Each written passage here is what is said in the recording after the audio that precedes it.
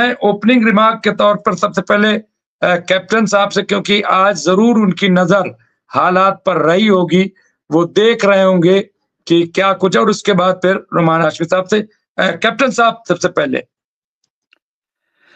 जी हाँ, डॉक्टर रिजवी, आज की सबसे बड़ी खबर तो यही है कि बशर अल असद जो हैं वो सीरिया छोड़ के चले गए हैं। कहाँ गए हैं? दुनिया भर के जितने स्ट्रेटेजिस्ट हैं वो सिर्फ अटकलें लगा रहे हैं। एक अटकल तो ये है कि जब वो छोड़ के जा रहे थे तो उनका जो IL-76 विमान था उसको नॉर्थ लेबनान के ऊपर शूट डाउन कर दिया गया। अब अगर सच्ची में ये वाकई सच है तो उसके मलबा मिलने की कोई खबर नहीं मिली है। शूट डाउन अगर किया होगा तो हो सकता है कि रेबल फोर्सेस ने, उनके पास भी एंटी एयरक्राफ्ट मिसाइल सिस्टम्स हैं, shoulder fired anti aircraft missiles हैं, शायद फायर किया हो, या हो सकता है कि इजराइल की एयरफोर्स ने शूट डाउन कर दिया हो, क्योंकि जाहिर बात है कि इजराइल की एयरफोर्स और उनके जो ग्राउंड बेस्ड रेडार हैं उस जहाज को टेक ऑफ के बाद से ही ट्रैक कर रहे होंगे। यस, कुछ लोग बोल रहे हैं कि शायद वो रूस पहुंच चुके हैं, लेकिन रूस ने ऐसी कोई जानकारी नहीं दी। खासतौर से अगर वो रूस जा रहे हैं तो उन्हें डेफिनेटली तुर्की के एयर स्पेस से उड़कर रूस की तरफ जाना पड़ेगा। अगर आप नक्शा देखें तो तुर्की ने भी इस तरह का कोई मूवमेंट हवा में रिपोर्ट नहीं की है। एक अटकल ये भी लगाई जा रही है कि शायद इजराइल की एयरफोर्स ने उनके जहाज को हाईजैक करके, जैसे फाइटर एयरक्राफ्ट भेजकर उसको फोर्सिबल लैंड करा लिया इजराइल के किसी हवाई अड्डे पे। ऐसा हो सकता है। बहरहाल अभी तक कोई कंफर्मेशन कहीं से नहीं आई है। एक और अच्छी खबर जो है वो ये है कि कतार के जो फॉरेन मिनिस्टर हैं, कतार के जो प्राइम मिनिस्टर हैं, उन्होंने आज एक स्टेटमेंट दी है कि वो देख रहे हैं कि एक असली विलिंगनेस, मतलब अच्छी जाहिर इच्छा है सब पक्षों में गजा में सीज फायर के लिए बात आगे बढ़ाने के लिए। और उन्होंने कतार के जो प्रधानमंत्री हैं, फॉरेन मिनिस्टर हैं, उन्होंने ये भी बयान दिया है कि मोमेंटम इज कमिंग बैक, यानी सीज फायर टॉक गजा के ऊपर जो हो उसके लिए जो गति चाहिए, एक सौहार्दपूर्ण, एक माकूल आबो हवा होनी चाहिए, वो पैदा हो रही है। तो मैं सोचता हूं कि बहुत जल्दी ही हम गजा में सीज फायर के बारे में कोई अच्छी खबर सुनने वाले हैं। जी, ये फिर एक तरफ तो ये कह रहे हैं कि साहब ये जो ताकत आई, जैसे कि रुमान हाशमी साहब ने भी कहा कि ये खतरा जो है इजराइल को भी होगा, ऐसा नहीं है।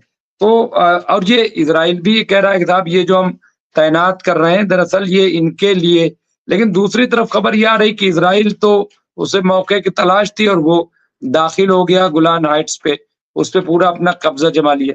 इसको जरा से डिफाइन करें कि क्या इसमें सच्चाई है। देखिए, ये समझना पड़ेगा कि साल 2001 के बाद से ही बशर अल असद ने कभी खुलेआम इजराइल के विरुद्ध कोई ओपन लड़ाई नहीं की।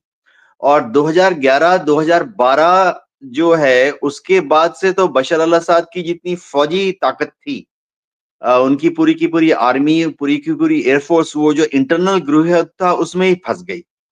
तो बशर अल असद की जो पूरी उनका जो पूरा ध्यान था वो चला गया कुर्दिस्तान के लड़ाकों को कंट्रोल करने में, वो चला गया एक किसी जमाने में अलकायदा आईसिस को कंट्रोल करने में, फिर वो चला गया जब ये नुसरत फ्रंट बना उनको कंट्रोल करने में, फिर उनका पूरा ध्यान चला गया बशर अल असद की फौजी सरकार का एसटीएस को कंट्रोल करने में तुर्की बॉर्डर के पास।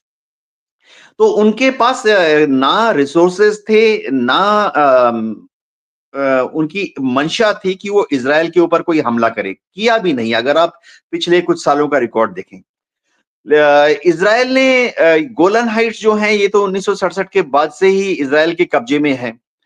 अब इजराइल क्या करता है कि जब भी वो किसी को हराता है युद्ध में, जैसे कि हमने लेबनान की तरफ भी देखा, वो जहां पर उनका बस चलता है, आगे जाकर उस तरफ जाकर एक बफर जोन बना लेते हैं। अब इजराइल के जो स्ट्रेटेजिस्ट हैं उनको पक्का यकीन है कि भविष्य में एक दिन ऐसा आएगा जब दमस्कस में जो अभी एसटीएस है और उसके जो दूसरे सहयोगी फ्रंट्स हैं, ये सब थोड़ा सा एंटी इजराइल रुख अख्तियार कर सकते हैं। कुछ लोग बोलते हैं मजहब की बात नहीं है, मैं भी यकीन करता हूं, लेकिन एचटीएस जो है डेफिनेटली दिखाना चाहेगा कि वो फिलिस्तीन के लोगों का समर्थन करता है, गाजा के लोगों का समर्थन करता है, क्योंकि उससे उनको लोकल जो इलेक्शंस होंगे आज से 6 महीने बाद या 1 साल के बाद, उसमें बहुत बड़ी बढ़त मिलेगी। ये जो कि किसी भी अरब मुल्क में है, चाहे वो शिया या सुन्नी हो, अगर वहां पर जो भी पॉलिटिकल पार्टी गजा के लोगों के फेवर में बात करती है, उनको इलेक्शन के दौरान फायदा होता है। एक और चीज जो है, इजराइल ना सिर्फ इस बफर स्टेट को बना रहा है, वरन वो बफर स्टेट को बनाने के बाद ये कंफर्म करना चाहता है कि एचटीएस के पास कोई बड़ा हथियार ना बच जाए। एचटीएस ने बशर अल असद की जो फौज थी उससे बड़े बड़े हथियार छीन लिए हैं, टैंक, बख्तरबंद गाड़ियां। अब इजराइल कोशिश करेगा कि इनको जहां पर भी वो हैं एक एक करके नष्ट कर दिया जाए।